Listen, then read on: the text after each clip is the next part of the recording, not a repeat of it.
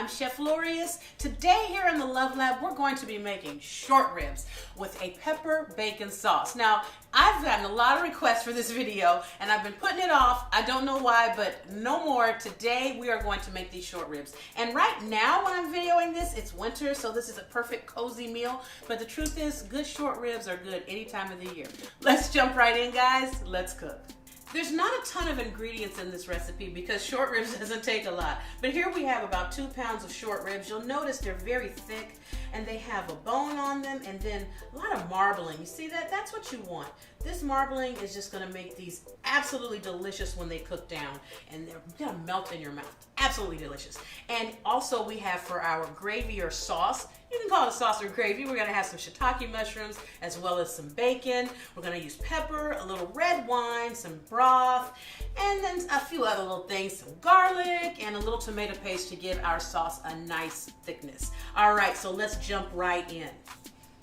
First thing we're going to do is sear our short ribs. And the reason we're going to sear these is because we want some color on these short ribs. And if we don't put the color on them by searing them, they'll just look like pieces of boiled meat. You know, and that nobody wants that. So we're going to get these nice and brown on the outside, just a little color. We're not trying to cook them all the way through, just get a little color on them. So get some olive oil going right here on medium-high heat, and we're going to season our short ribs. So we're going to start with some salt. Okay, and again, like I always tell you, don't be afraid, season generously. And because these short ribs are going to be seared, you want to make sure they're dry. So after I finished washing these, I made sure that I dried them very well with a paper towel. So just some good fresh cracked black pepper. Okay, and we're going to flip them over like so. See how beautiful these are? I love short ribs. We're going to cook them nice and slow, and they're just going to fall off the bone. There we go. And let's season the other side here. Okay, I'm using kosher salt. I love working with kosher salt because it's so rich, and because it's larger than table salt, you get really good flavor throughout your dish. And again, this cracked black pepper. Perfect. Now let's make sure our oil is ready. Do you guys remember, I keep telling you different little ways to test the oil. Today, let's see, how shall we test today's oil, guys? Let's just take this spoon and just drop a little drop of the broth in there and see what happens. Oh, it's ready, it popped back. That's how you know it's ready. All right, guys. Got the fan on, and I'm gonna put these in presentation side down, which means I'm going to start by putting this fat side down so that can get nice and brown. Hear that sizzle? That's what you want. Be sure not to overcrowd your pan, but also remember you're not cooking them totally in this pan. You're just getting them brown.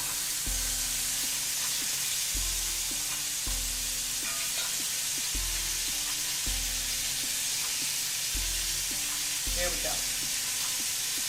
Gonna let these cook for about 4 to 5 minutes on each side, just get nice color. I'm gonna take a peek and see how these are looking. Look at that beautiful crust that's coming along. Just what we want. See that? Perfect. Again, just trying to get some color on these. Just gonna take these and put them here. Set them aside.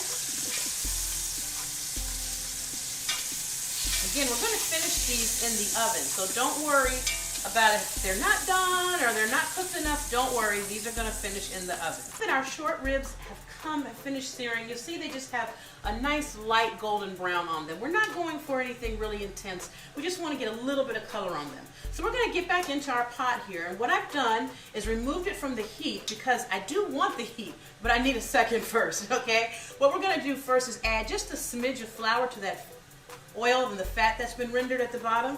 Not a ton, just a smidge.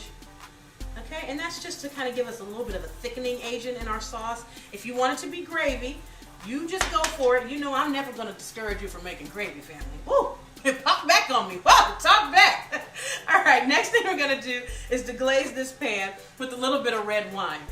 We're deglazing with a little bit of a Cabernet Sauvignon today. This is a nice dry red wine, and you want to pour it in while your skillet is still hot.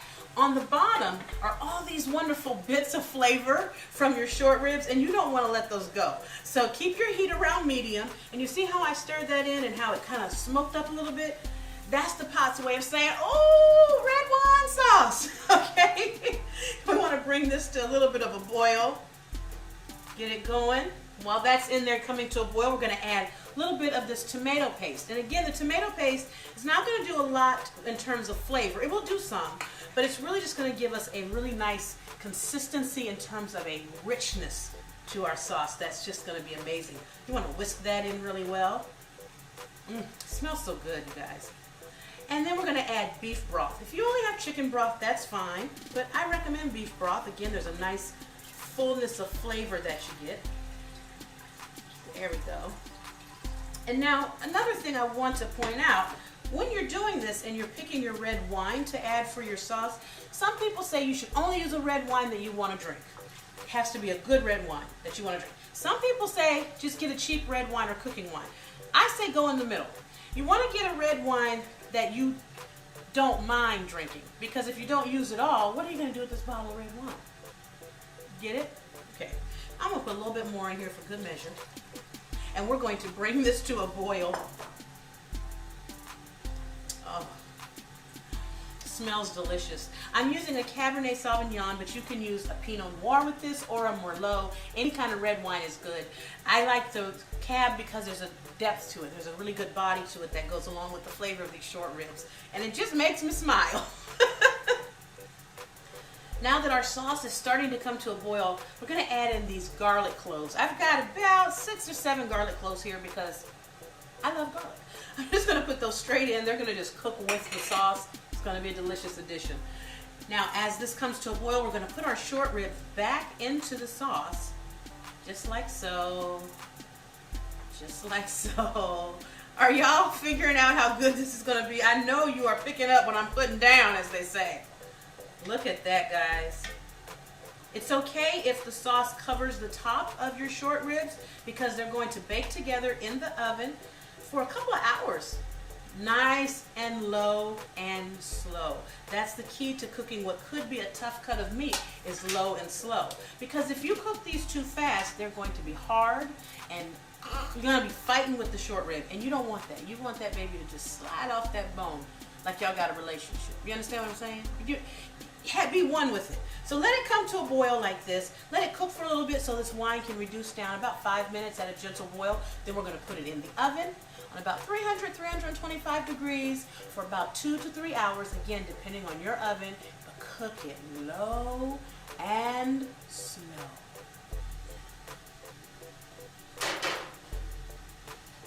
While our short ribs are in the oven cooking, we're going to start on our sauce. We're going to make the bacon portion of our pepper bacon sauce. And I love this part because anything with bacon is amazing. So first we're going to start with about a half a pound to a pound of bacon.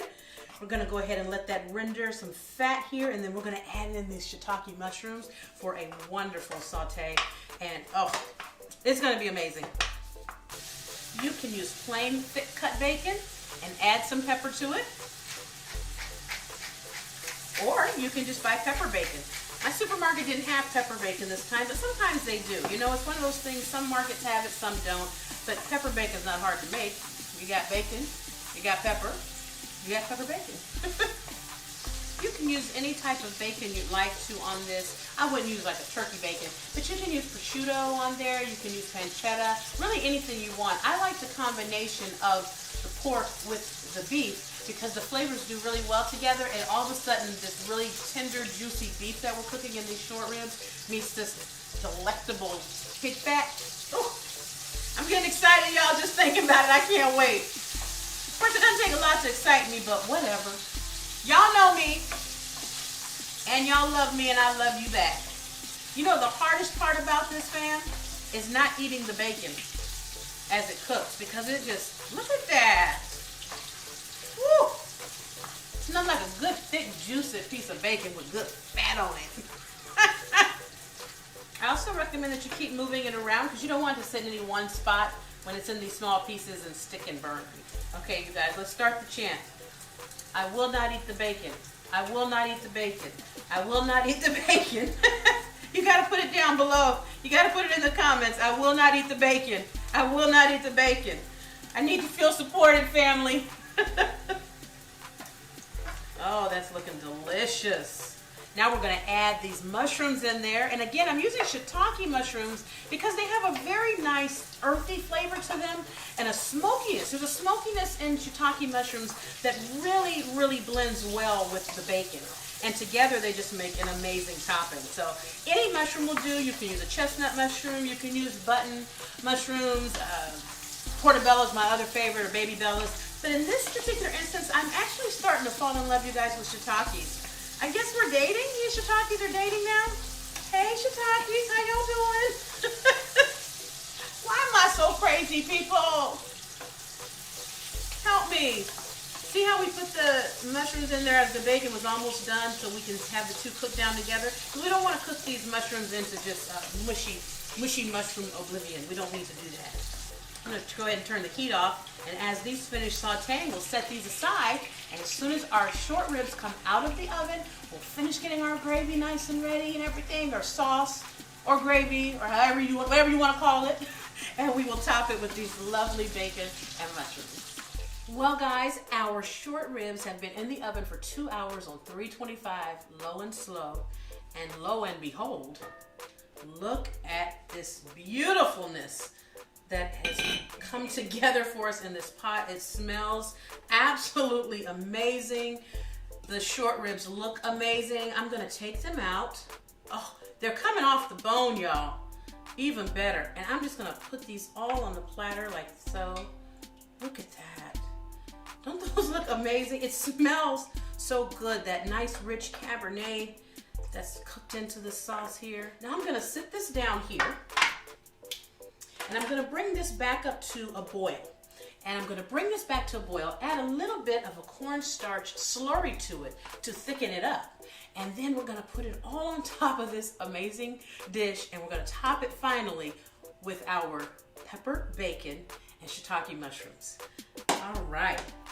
So when you're making a cornstarch slurry, all you need is 1 tablespoon or so of cornstarch and a couple teaspoons or tablespoons of water. Mix it up so the cornstarch fully dissolves, okay? And then you want to bring your liquid to a boil. You need your liquid to be fully boiling so that it can cook the cornstarch, because the boiling action is what activates the cornstarch to thicken up your sauce. Now, if you don't want it any thicker and you're happy with it at this consistency here, see that? I don't know if you can see it. See that? That's fine. While this is coming back to a boil, I'm just going to use this spoon and lightly skim the extra fat off the top, because that extra fat can prevent it from fully receiving the slurry and thickening up like I want it to. But I'm not going to take all the fat out, because I've always told y'all, anybody tells you you don't want the fat, get that negativity out of your life. Fat and flavor are friends. FFF. Fat, flavor, friends. See there? So just get some of it out. Try to get it off the top. Some people even put it in the refrigerator for a while, let it harden up, and then pull the fat off. I just like to get the stuff that's right off the top. But that's probably the Bama in my Calabama cooking that says, keep that flavor, baby. I can just hear my grandmama now. What you getting rid of the flavor for, baby? Ain't that what you cooked it to get? But still, guys, short ribs are a little fatty, so we want to get some of this off the top. And just do this while it's coming to a boil. By the time it comes to a boil, you'll have enough off. And those garlic pieces are in there too. They roasted beautifully. Now we're going to take our slurry. Again, 1 tablespoon of cornstarch, a couple tablespoons of water. I'm going to slowly pour that in.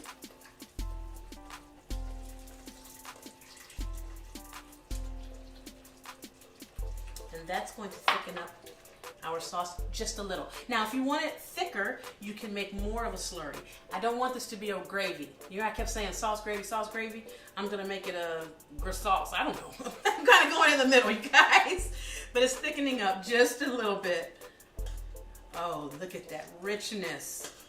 Look at that rich sauce. Oh, delicious. Okay, so let's get to the action, fam.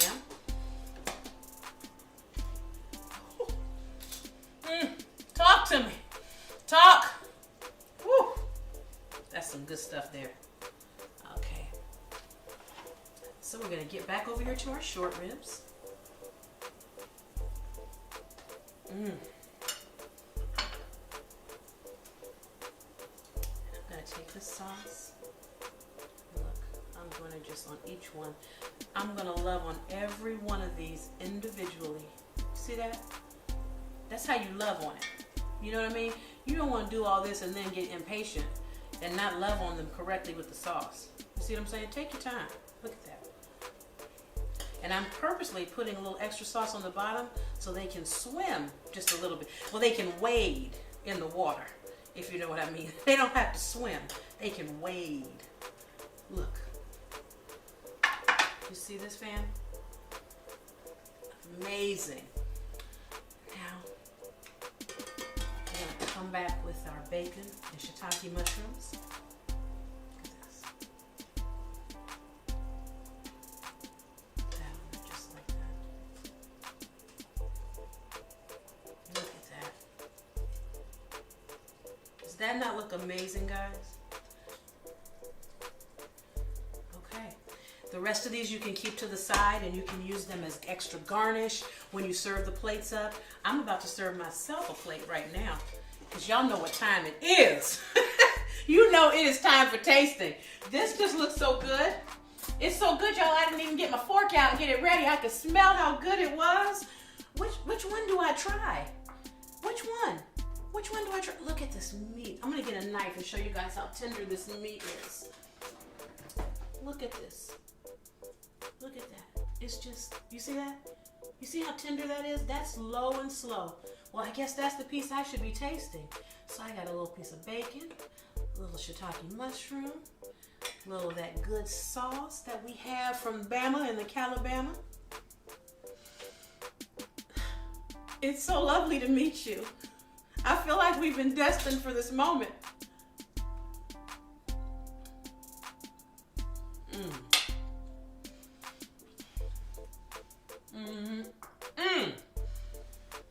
It just melts in your mouth.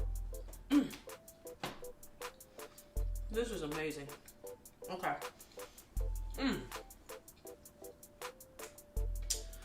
I am speechless because this is so delicious. It's just, the flavors are so rich, but not overpowering.